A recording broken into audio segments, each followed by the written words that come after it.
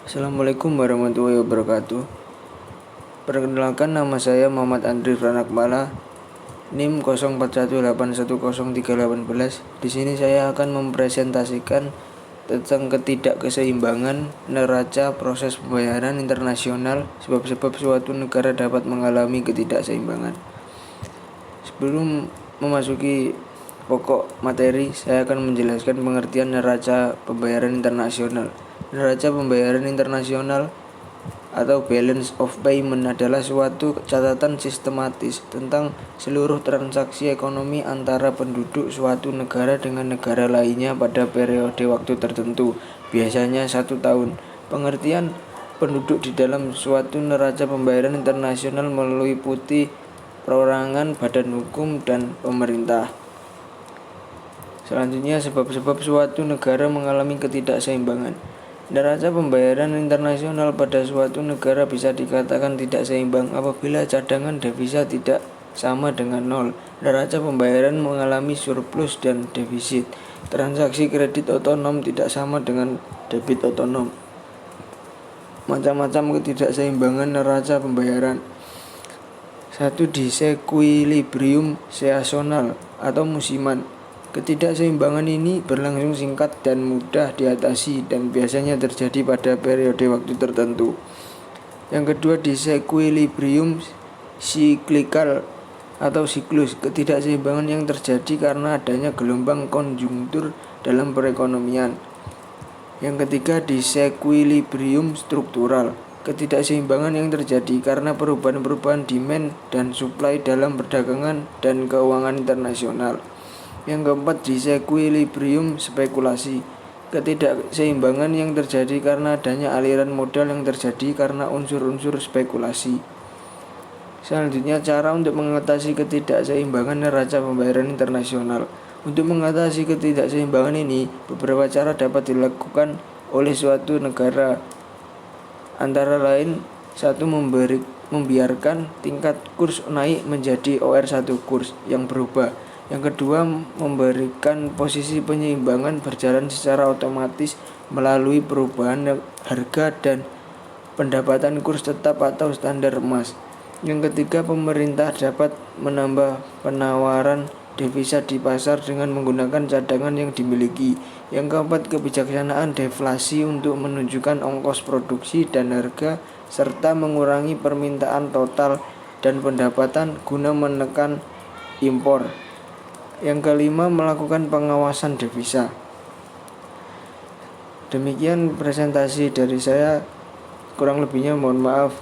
Wassalamualaikum warahmatullahi wabarakatuh. Assalamualaikum warahmatullahi wabarakatuh. Nama saya Mafratun Nima, NIM 0418103321. Di sini saya akan mempresentasikan tentang proses penyimpanan dalam kurs tetap keseimbangan pendapatan.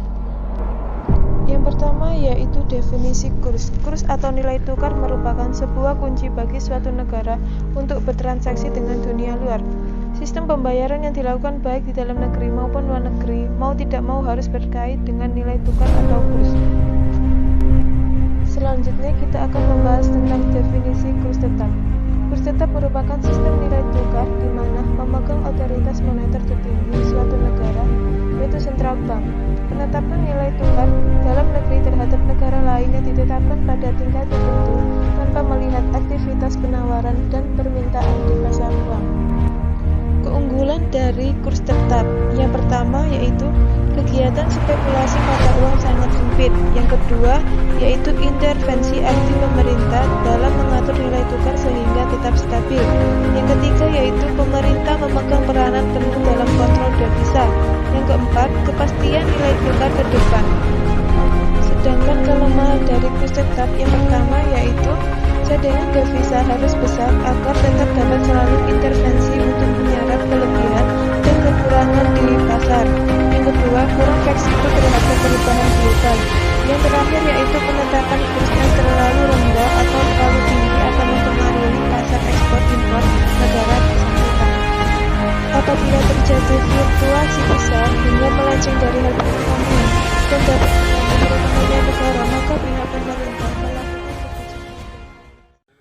Assalamualaikum warahmatullahi wabarakatuh. Perkenalkan, nama saya Muhammad Yazid Bustami dengan NIM 0418103226.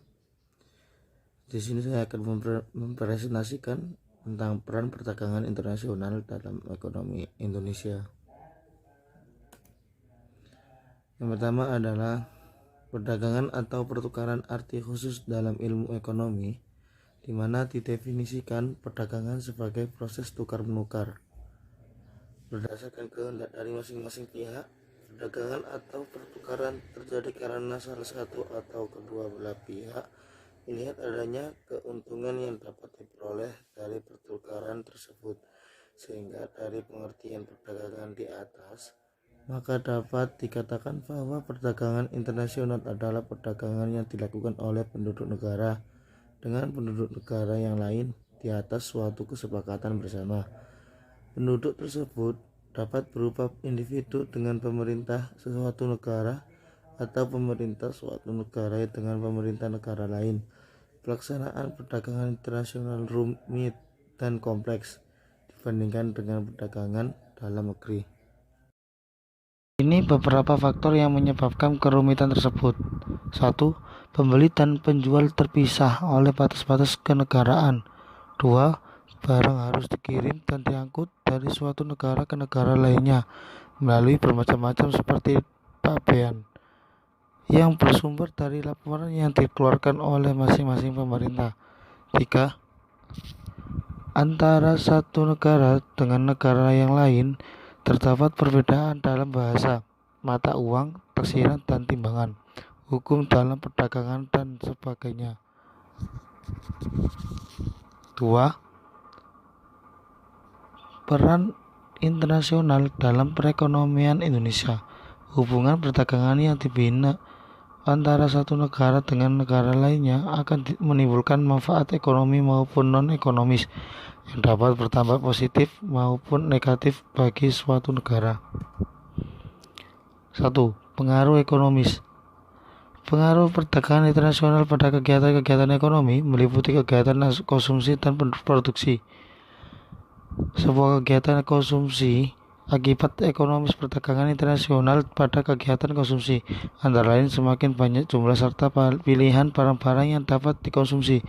Dengan adanya perdagangan internasional, barang yang tersedia di pasar bukan hanya berasal dari dalam negeri, tetapi juga dari luar negeri. Serta pilihan barang-barang yang dapat dikonsumsi. Dengan adanya perdagangan internasional, barang yang tersedia di pasar bukan hanya berasal dari dalam negeri, tetapi juga dari luar negeri.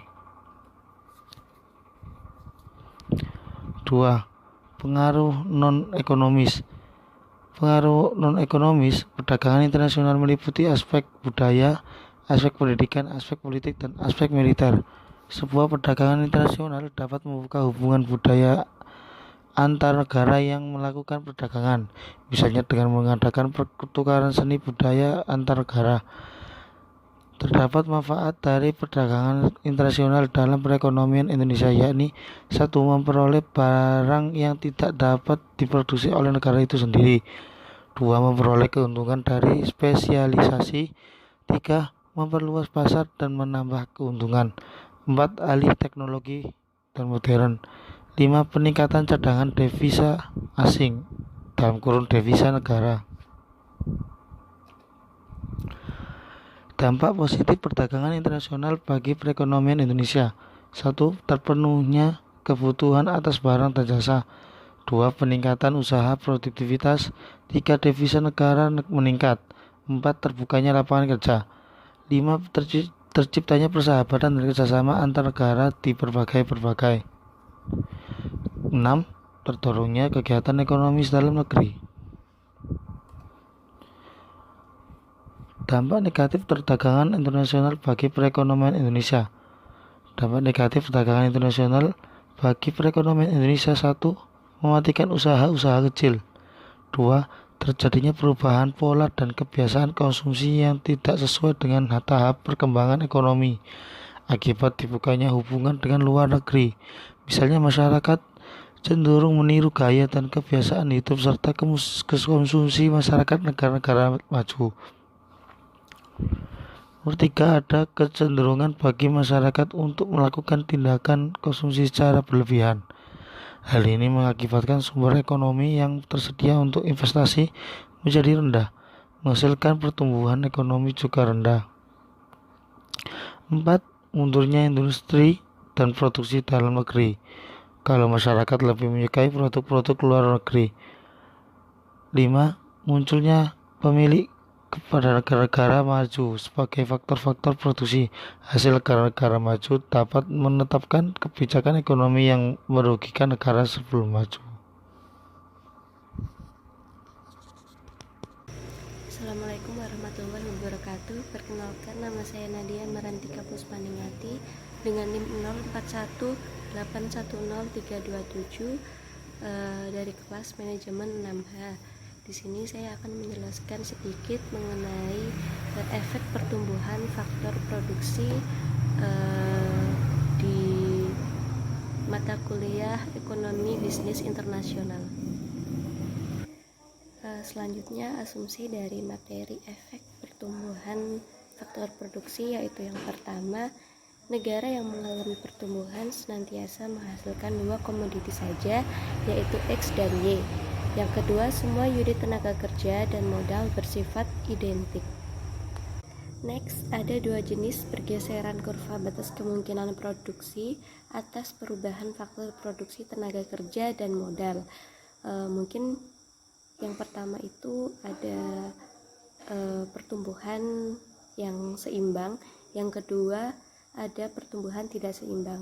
Yang pertama pertumbuhan seimbang atau balanced growth. Mungkin bisa kalian baca sendiri istilahnya di bawah ini. Lalu ada pertumbuhan tidak seimbang atau unbalanced growth, juga bisa kalian baca istilahnya di bawah ini.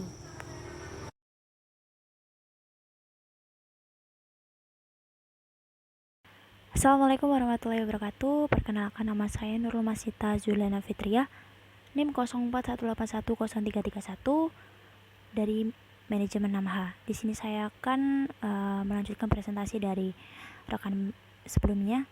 Saya di sini akan menjelaskan mengenai wilayah moneter optimum atau yang lebih dikenal dengan nama OCA. Nah, ini merupakan gambaran umum dari teori OCA ini. Teori ini menyatakan bahwa area geografis harus mengadopsi administrasi nilai tukar tetap antara mata uang atau mata uang tunggal dalam batas-batas geografisnya.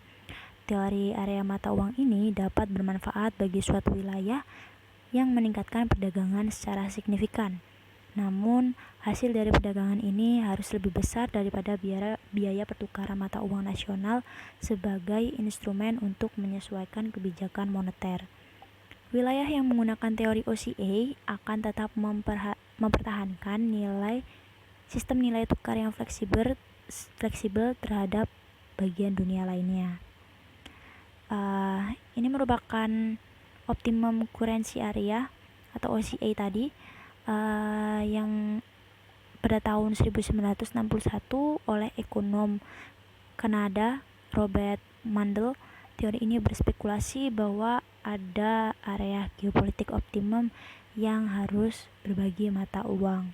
Tetapi area geopolitik ini tidak selalu sesuai dengan perbatasan nasional. Wilayah mata uang yang optimal dapat termasuk beberapa negara, bagian dari beberapa negara, atau wilayah di dalam suatu negara. Nah, ini merupakan ada 4 kriteria yang harus ada dalam mata uang optimal, area mata uang optimal, Di sini ada 4. Yang pertama, pasar tenaga kerja yang besar, tersedia dan terintegrasi. Yang kedua, ada fleksibilitas harga upah bersama dengan mobilitas modal. Yang ketiga, ada anggaran atau kendali terpusat. Yang keempat, ada area yang berpartisipasi, memiliki waktu dan siklus bisnis yang serupa. Nah, contoh dari optimum currency area sendiri atau OCA, di sini kita ambil mata uang euro, karena di beberapa sumber menyebutkan bahwa euro ini sebagai bukti aplikasi dari teori OCA. Namun di beberapa teori juga dikutip euro ini bukan merujuk pada contoh dari salah satu optimum currency area, tetapi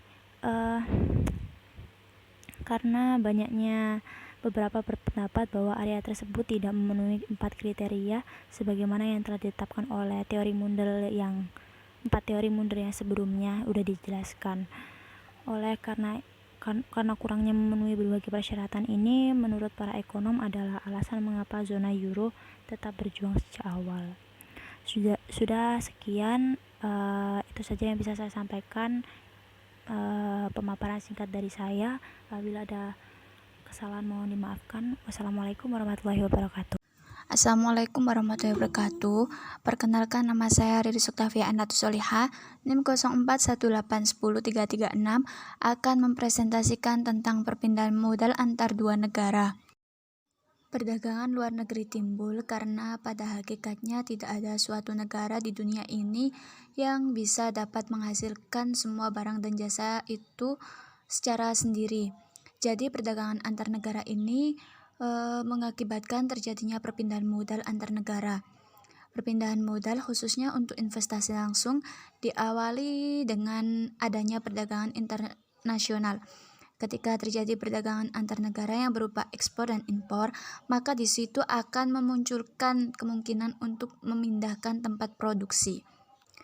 Jika biaya produksi di negara eksportir lebih besar dari produksi di negara importir, maka investor akan memindahkan lokasi produksinya di negara importir. Perdagangan antar negara dalam hal ini adalah ekspor, impor, dan aliran dana antar negara, merupakan mesin bagi pertumbuhan ekonomi. Jika aktivitas perdagangan internasional adalah ekspor dan impor, maka salah satu dari komponen tersebut atau keduanya dapat menjadi motor bergerak bagi pertumbuhan ekonomi. Menurut Zhang 1994, pengembangan model perdagangan antar negara penting untuk mengkaji kasus yang mungkin terjadi pola perdagangan antar negara dengan perbedaan preferensi dan fungsi produksi serta perpindahan modal internasional secara sempurna. Implikasi ekonomi transfer modal antar dua negara, yaitu negara maju dan negara berkembang. Secara keseluruhan, produksi total kedua negara mengalami kenaikan, karena tiap negara mempunyai kelebihan yang berbeda dalam faktor produksi, sehingga dapat saling melengkapi. Dengan adanya transfer ekonomi, dunia akan memperoleh keuntungan. Suatu negara yang tidak memiliki faktor produksi tenaga kerja dalam jumlah banyak dapat mendatangkan tenaga kerja dari negara lain atau mengimpor barang yang padat tenaga kerja. Sebaliknya, negara yang banyak memiliki modal dapat menjual atau mengekspor barang yang padat modal atau mentransfer modal untuk memperoleh pendapatan di luar negeri. Assalamualaikum warahmatullahi wabarakatuh. Perkenalkan, nama saya Serlina alias Zana Salsabila dengan NIM 0418103338. Di sini saya akan mempresentasikan mengenai factorial term of trade. Sebelum membahas mengenai factorial term of trade, sebaiknya kita mengetahui mengapa dasar tukar atau term of trade sangat penting untuk dibicarakan. Hal ini disebabkan karena setiap membicarakan masalah perdagangan internasional sangat berhubungan dengan istilah ini. Nah, dalam pembahasan sebelumnya, kita telah sering menggunakan istilah ini untuk menjelaskan posisi suatu negara dalam perdagangan internasional. Persoalan dalam perdagangan internasional bukan hanya masalah adanya keuntungan, tetapi yang lebih penting adalah seberapa besar keuntungan itu. Oke, pembahasan selanjutnya yaitu mengenai pengertian dari term of trade. Term of trade atau TOT adalah perbandingan kuantitatif jumlah atau nilai antara ekspor dan impor yang mencerminkan perkembangan posisi perdagangan suatu negara untuk periode waktu tertentu. Definisi lain dari term of trade adalah besaran statistik yang mencerminkan daya tukar suatu barang lain antar dua negara baik dalam bentuk harga maupun volume. Tujuan dari term of trade yaitu digunakan untuk mengetahui seberapa sehat keadaan ekonomi suatu negara. Nah, term of trade ini dapat digunakan untuk mengetahui peningkatan ekspor yang berhubungan dengan impor, khususnya karena term of trade dipengaruhi oleh perubahan harga ekspor dan impor. Pengukuran term of trade sering tercatat dalam indeks sehingga pemantauan keadaan ekonomi dapat dilakukan. Faktor yang mempengaruhi term of trade yaitu yang pertama nilai tukar, yang kedua kuantitas dan kualitas produk, yang ketiga tingkat inflasi.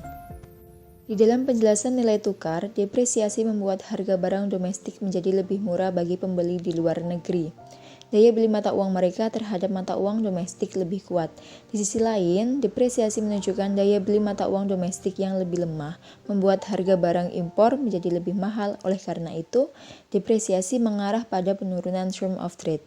Sebaiknya apresiasi mata uang domestik membuat harga barang impor lebih murah bagi pembeli domestik, sedangkan bagi pembeli asing, produk domestik menjadi lebih mahal. Karena alasan tersebut, term of trade cenderung naik jika nilai tukar terapresiasi. Kuantitas dan kualitas produk. Barang yang lebih besar dan berkualitas lebih tinggi seperti alat berat dan mesin industri lebih mahal daripada produk mentah. Katakanlah perekonomian domestik mengandalkan pengiriman barang-barang semacam itu ke luar negeri. Di sisi lain, perekonomian domestik mengandalkan impor produk-produk primer seperti bahan baku. Tingkat inflasi. Tingkat inflasi yang lebih tinggi berarti harga barang dan jasa dalam perekonomian meningkat, termasuk produk ekspor. Sehingga ketika tingkat inflasi domestik lebih tinggi daripada tingkat inflasi luar negeri, maka term of trade seharusnya lebih dari 100%, setidaknya sementara. Sebaliknya, jika tingkat inflasi luar negeri lebih tinggi daripada tingkat inflasi domestik, harga barang impor secara rata-rata lebih mahal daripada harga barang ekspor. Itu mengarah pada penurunan term of trade. Selanjutnya yaitu mengenai factorial term of trade. Factorial term of trade yaitu perbandingan harga indeks rata-rata barang ekspor dengan indeks rata-rata barang impor yang dikaitkan dengan produktivitas. Ada dua macam, yaitu yang pertama single factorial term of trade dengan rumus S sama dengan N dikali ZX sama dengan PX dibagi PM dikali ZX. Yang diketahui ZX itu merupakan produktivitas barang-barang ekspor, yang S itu merupakan single factorial term of trade, dan untuk yang PX dibagi PM itu rata-rata indeks harga barang impor dan ekspor. Yang kedua yaitu double factorial term of trade dengan rumus D sama dengan PX dibagi PM dikali ZX dibagi ZM. Yang diketahui ZX itu merupakan produktivitas barang-barang ekspor, yang ZM produktivitas barang-barang impor, yang D itu double factorial term of trade, dan untuk yang PX dibagi PM itu rata-rata indeks harga barang impor dan ekspor. Oke, itu tadi pemaparan atau presentasi dari saya mengenai materi factorial term of trade. Jika ada salah kata, saya mohon maaf yang sebesar-besarnya. Saya akhiri, wassalamualaikum warahmatullahi wabarakatuh.